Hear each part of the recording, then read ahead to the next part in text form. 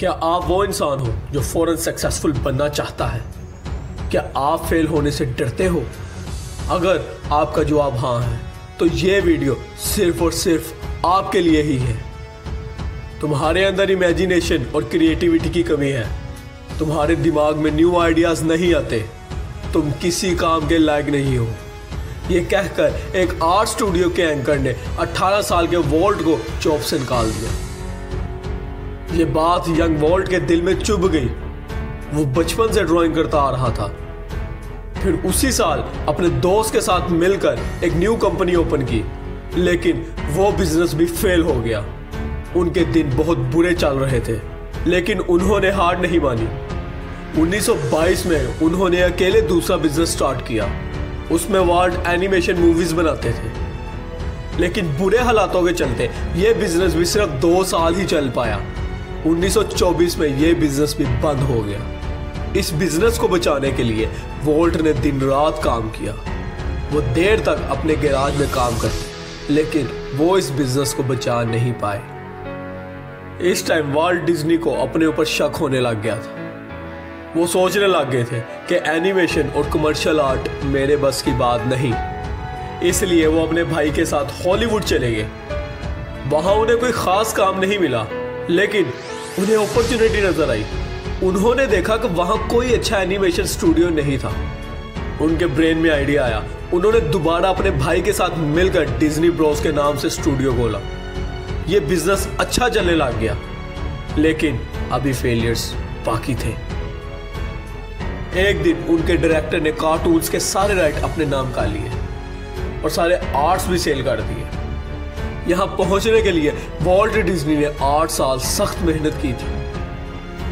कुछ रातें ऐसी भी थी जिसमें वॉल्ट अपने ऑफिस में ही जमीन पर सो जाते और सुबह ट्रेन स्टेशन पर नहाते। वॉल्ट के डायरेक्टर ने वॉल्ट को ऑफिस से ही निकाल दिया। वॉल्ट डिज्नी ने डायरेक्टर से लड़ने की बजाय अपनी क्रिएटिव एनर्जी को नए प्रोजेक्ट की तरफ मोड़ दिया। वॉल्ट वापस ट्रेन में बैठे और एक नए सफर के लिए निकल गए। ट्रेन में बैठे वॉल्ट के ब्रेन में एक न्यू कैरेक्टर आया, जिसे आज आप विकी माउस के नाम से जानते हो। डिज्नी साहब ने जब अपना विकी माउस डिस्ट्रीब्यूटर्स को दिखाया तो डिस्ट्रीब्यूटर्स ने रिजेक्ट कर दिया, ये कहते हुए कि लोग पर्दे पर गंदे चूहे जैसे कैरेक्टर को देखना पसंद नहीं करेंगे। लेकिन वॉल्ट तो पागल थे और अपने कैरेक्टर को लेके सीरियस। जब विकी माउस की कॉन्सेप्ट फिल्म तैयार हुई तो कोई बैंक भी फिल्म को फाइनेंस करने के लिए तैयार नहीं था।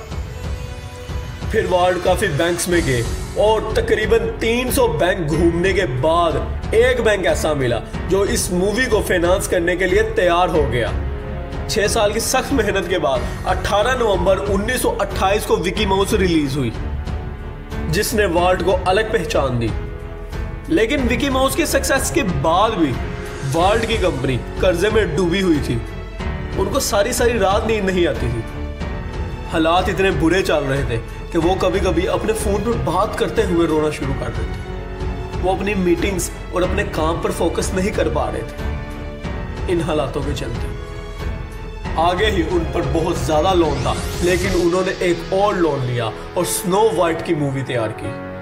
स्नो वाइट पहली एनिमेटेड वीडियो थी। स्नो वाइट के लोन के लिए वॉल्ट को काफी लोगों ने रोका, लेकिन वॉल्ट की एक खासियत थी कि वो जब एक आइडिया सोच लेते थे उसके बाद वो किसी की नहीं सुनते थे और वो अपने पागलपन में उसके पीछे भागना शुरू कर देते। इसलिए तो वॉल्ट के रिश्तेदार और उनके दोस्त कहते थे कि वॉल्ट थोड़े पागल इंसान है। कोई रुकावट वॉल्ट को रोक नहीं पाई सिवाय उनकी मौत से।